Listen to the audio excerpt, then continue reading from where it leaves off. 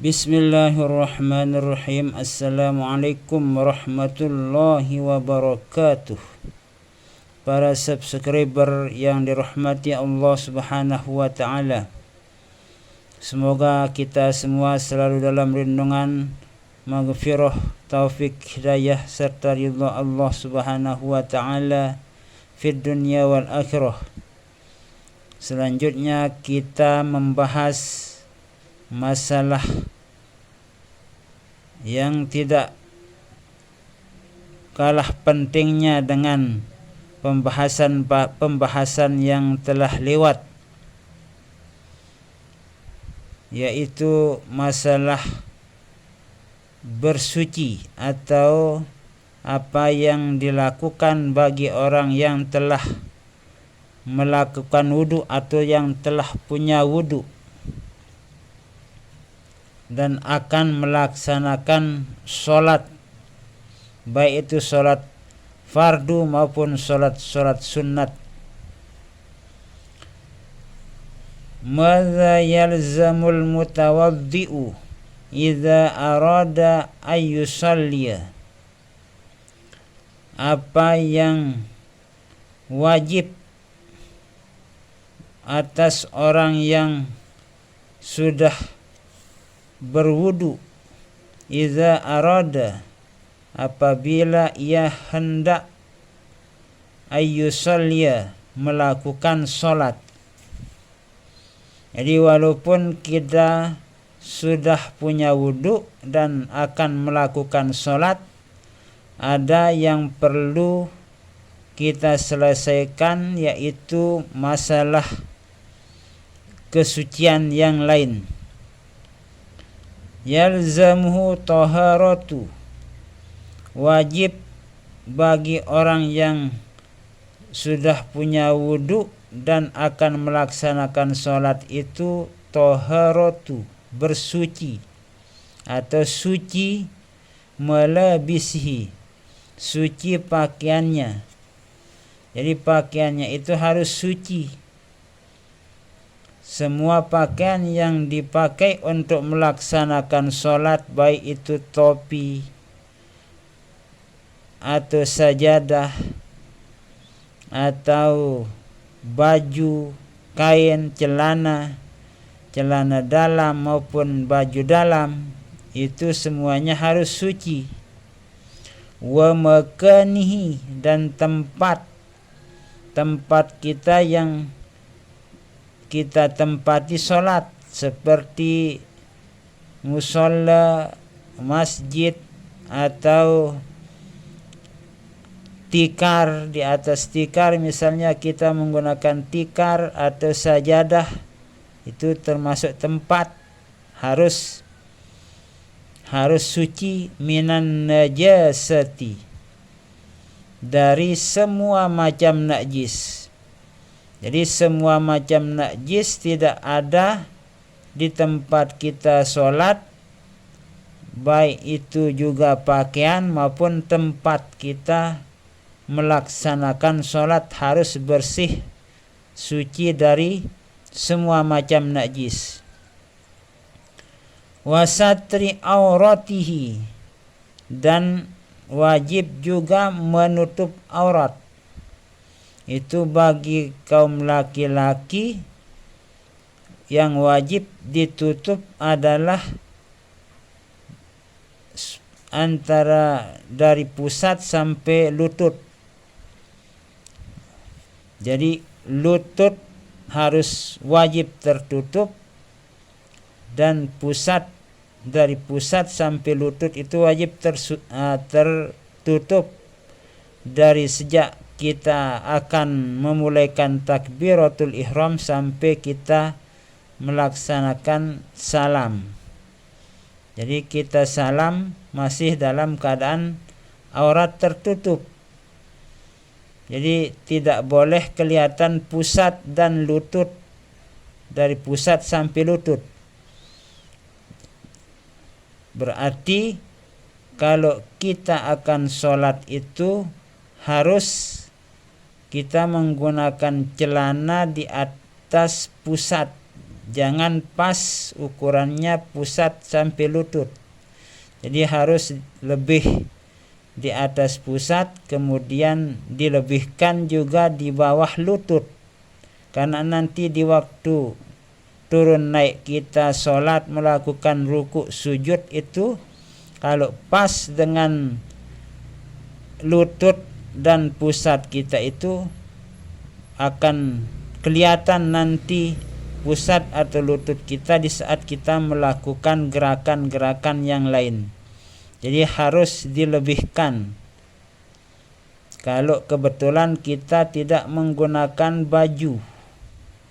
Kalau menggunakan baju yang agak panjang, itu akan lebih menutup aurat. Dan celana panjang sampai di atas mata kaki sedikit, nah itu akan lebih aman dari terbukanya aurat. Ini. Kalau bagi perempuan itu semua anggota badannya wajib tertutup kecuali wajah dan dua telapak tangan.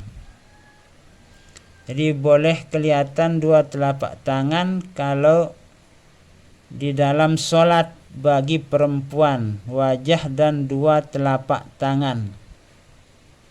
Tapi kalau di luar sholat itu wajib ditutup semua anggota badannya. Tidak boleh kelihatan, karena semuanya itu merupakan aurat bagi perempuan. Jadi tidak boleh terbuka. Apabila kelihatan wajahnya di luar sholat, maka otomatis dia itu kena dengan dosa. Sudah termasuk melanggar, sudah termasuk berdosa kalau kelihatan wajahnya, kelihatan telapak tangannya di luar sholat.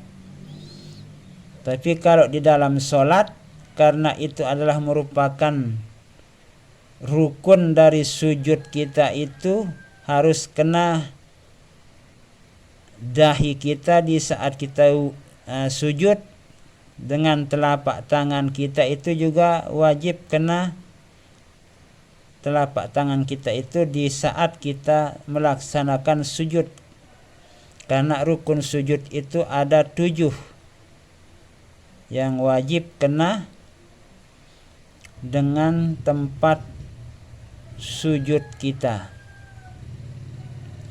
Wastiqbalul kiblati,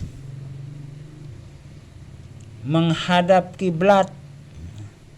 Itu harus kita menghadap kiblat di saat akan memulihkan sholat, itu harus menghadap kiblat.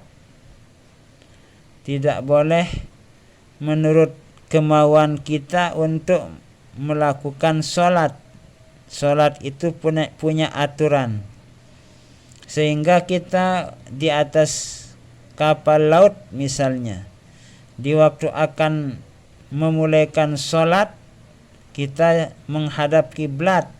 Begitu kita sudah memulaikan takbiratul ihram, kemudian kapal laut bergerak, itu sudah diperbolehkan bagi orang yang kebetulan berada di atas kapal laut atau di atas pesawat terbang. Yang penting kita itu sudah mengawalinya dengan menghadap kiblat.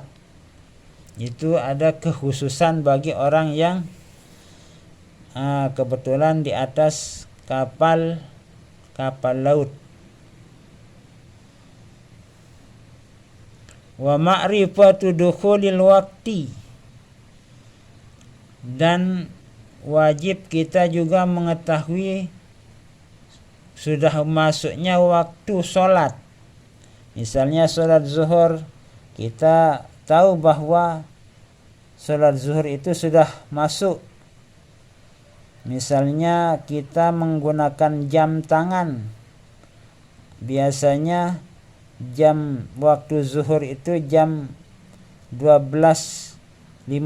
Nah, misalnya pada bulan Apa misalnya kita tahu bahwa bulan ini waktu zuhur jam sekian lebih sekian menit. Nah, berarti itu dalam perhitungan hisab, dalam perhitungan hisab berarti itu yang kita gunakan. Jadi apabila sudah jam 12 lebih sekian menit, berarti kita sudah tahu bahwa waktu sholat itu sudah masuk, karena sesuai dengan hisab yang pernah kita lihat, misalnya yang ada di rumah, atau jadwal waktu sholat yang kita lihat di televisi kah atau di internet dan sebagainya. Jadi artinya wajib kita tahu bahwa waktu itu sudah masuk, sehingga di sanalah kita bisa melaksanakan sholat fardu. Demikian juga sholat sunat. Nah, sholat sunat juga kita harus tahu waktunya. Misalnya sholat sunat duha, sholat sunat duha dari jam sekian mulai sampai jam sekian. Nah, itu sudah punya ketentuan, punya waktu. Sholat tahajud, sholat misalnya witir, sholat qobliyah ba'diyah, itu punya ketentuan, semua punya waktu-waktu. Jadi apalagi kita melaksanakan sholat wajib. Jadi wajib kita mengetahui waktu sholat wajib. Nah, terima kasih atas perhatiannya. Mudah-mudahan bisa kita mengerti semua. Semoga ilmu yang kita miliki itu adalah merupakan ilmu yang barokah, yang bermanfaat bagi diri kita, keluarga kita, dan masyarakat kita, agar kita selalu dalam lindungan maghfirah, inayah, ridha Allah Subhanahu wa taala fid dunya wal akhirah. Selamat dunia dan akhirah dari segala macam mara bahaya fid dunya wal akhirah. Wallahu a'lamu bissawab, wallahu al-muwaffiq wal hadi ila sabilir rasyad. Wassalamu alaikum warahmatullahi wabarakatuh.